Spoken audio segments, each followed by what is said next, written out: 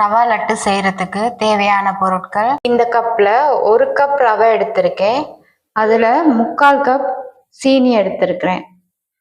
இது துருவிய தேங்காய், இதை வறுத்து எடுத்து வச்சிருக்கிறேன். முந்திரி, காஞ்ச திராட்சை மற்றும் ஏலக்காய் பொடி செஞ்சது, அடுத்தது நெய். வாங்க இதெல்லாம் வச்சு எப்படி ரவா லட்டு செய்யறதுங்கிறத. உங்களுக்கு இந்த மாதிரி வீடியோஸ் உடனுக்குடனே கிடைக்கணுமாக இருந்தா இந்த சேனலை சப்ஸ்கிரைப் பண்ணிக்கோங்க, பெல் ஐக்கானையும் கிளிக் பண்ணிக்கோங்க. வாங்க இப்ப நெய் போட்டிருக்கேன். நெய் போட்டு சூடாகட்டும். அடுத்து முந்திரிய போடுறோம். அடுத்து காஞ்ச திராட்சையும் போட்டுருவோம். லேசா இதை வறுத்துக்கிறணும். பாருங்க இது எப்படி பொரிஞ்சு வருதுன்னு பாருங்க. காஞ்ச திராட்சையும் பொரிஞ்சிருச்சு. இப்ப நாங்க ரவைய சேர்த்துப்போம். ரவை கலர் மாறாம மெதுவான தீயில வறுத்துப்போம்.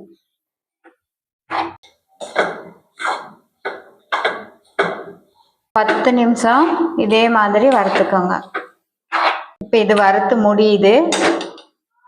இப்ப நாங்க வேற பாத்திரத்துக்கு மாத்திடுறோம்.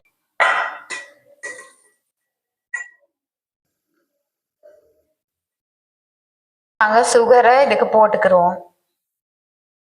இந்த சுகரை அடுப்புல வைக்க முன்னுக்கு நல்லா கரைச்சிக்கிறோம். நாங்க இந்த சுகர் அப்படியே நல்லா கரைச்சிக்கிறோம். அடுப்புல வச்சாச்சு.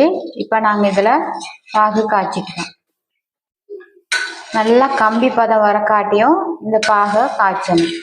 2 நிமிஷம் அப்படியே விடுவோம், கொஞ்சம் சூடாகட்டும்.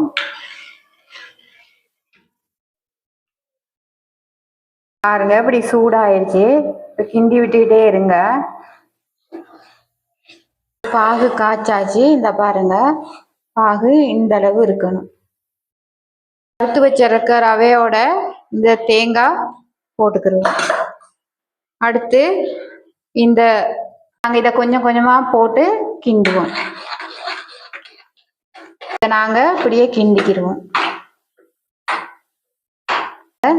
இது நல்லா அப்படியே கிண்டி கிண்டி கொஞ்சம் நெய்ய கலந்து விடுவோம்.